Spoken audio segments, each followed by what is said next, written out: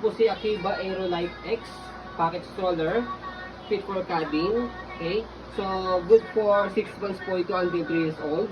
Kasi naka-semi-recline po siya as fixed. Okay? So, ito po yung details po niya 1 by 1.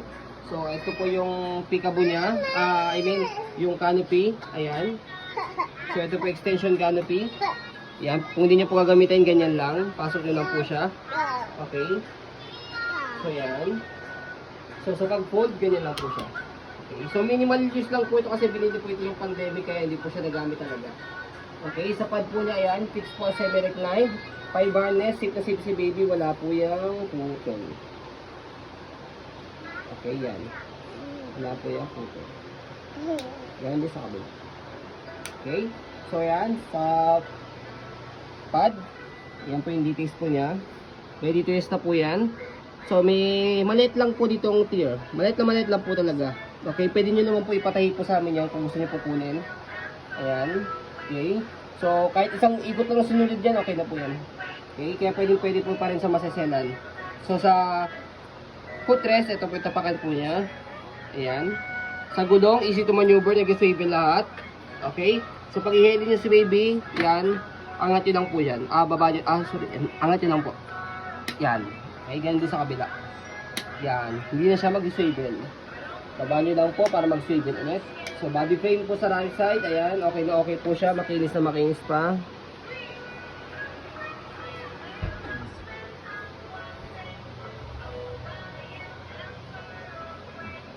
Okay, gulong po sa likod. Saka stopper yan. Kita-kita nyo naman po. Hindi po siya budpod. Yan. Stopper na cable po yan. Pag tinapakan nyo po isa, mag-stop na po yan. Ayan. Yung kabila, tapakan nyo na po para mag-go.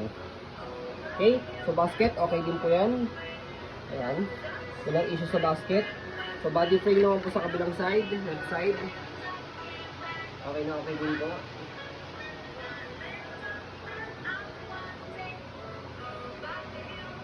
Ayan. Naganyan naman po sa handle. Ayan po yung handle po niya sa likod. Okay na okay po yan. Okay. So, scroll mo natin para makita niyo po na wala po siyang issue pag ginamit bago po na-record. Ayan. So, lightweight lang po ito kasi mag-packet siya, mag-gano'n talaga. Okay.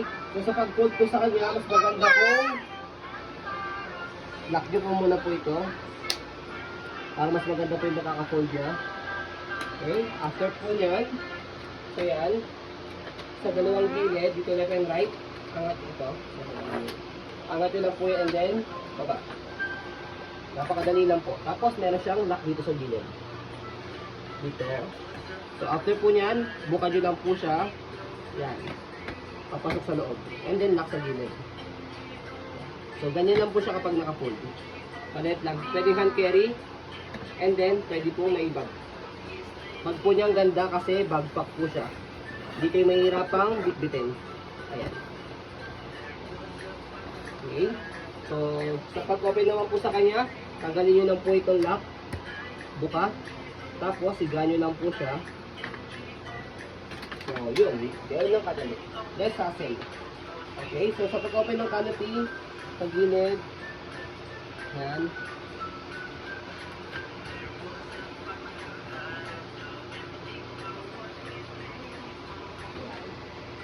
So, malalakas dito sa gilid yan. Okay. Baka akala nyo sira po, pero hindi po siya. Okay, so ayun po, as you can see, very details po kami mga video.